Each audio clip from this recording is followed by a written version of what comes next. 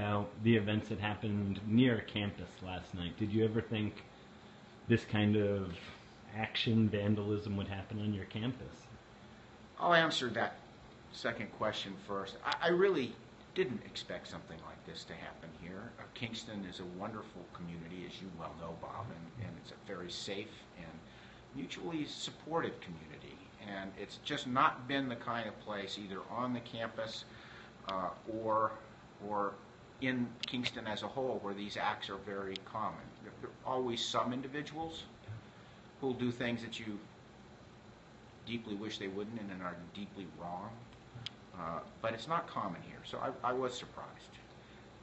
I know we're all just learning about this. Does the university have any plans yet for how we're going to turn this into lemonade, how we're going to kind of take this negative action and turn it into a positive, maybe through engagement with the community? I don't know what. You tell me what your thoughts have been so far. Well, thanks for the question, first of all, because that's exactly how we want to respond to this. We want to take every act like this, as hurtful and harmful as it may be, and look at how we can use it as a moment to strengthen our ties together, and we will do that here. So we were over, a lot of members of the university community were over at the worship center today, the Islamic Center, sharing their condolences and their sympathies and offering encouragement and support. We need to continue to do that. We need to continually emphasize that these are people that we value. They're an important and integral part of our community. They bring much talent and energy and care with them. They make a difference here, a very positive difference. We want to do everything we can to, one, make sure everyone understands that these are great members of our community that we value and treasure. And secondly, we want to get the message out to them and others that we're not going to be intimidated. We're going to be helpful. We want to support them so that they're not intimidated, so that they have confidence that when trouble strikes, there's a community that's prepared to help. I love that. Tell me how you found out. Tell me what your emotion was when you found out. And if you don't mind, tell me how you learned. Kelly called me today and said, there's a couple of issues I need to make you aware of. She came over to the office and briefed me on it. That's how I found out about it. I hadn't looked online at the paper or rifuture.org for that matter this morning. Thank you very much.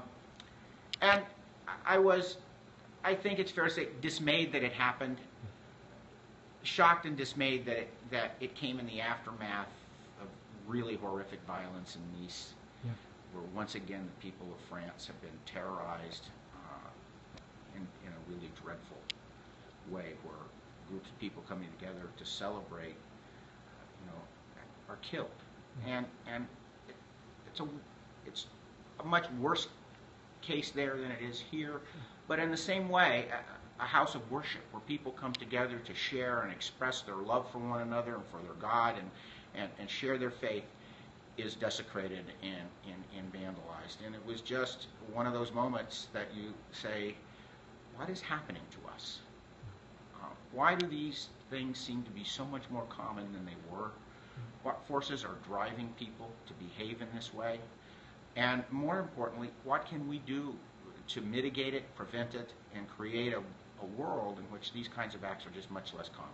And that's what we want to set about doing today, in small ways, admittedly, by supporting those members of our community who were injured by this and who are threatened by this and dismayed by this in very personal ways, to think that this could happen to their house of worship here in Kingston.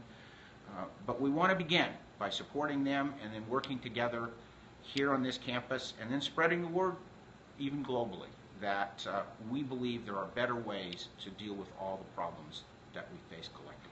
All right, thanks, Mr. Dooley. We look forward to working with you and helping you spread that word. Thank you very much, Bob. All right.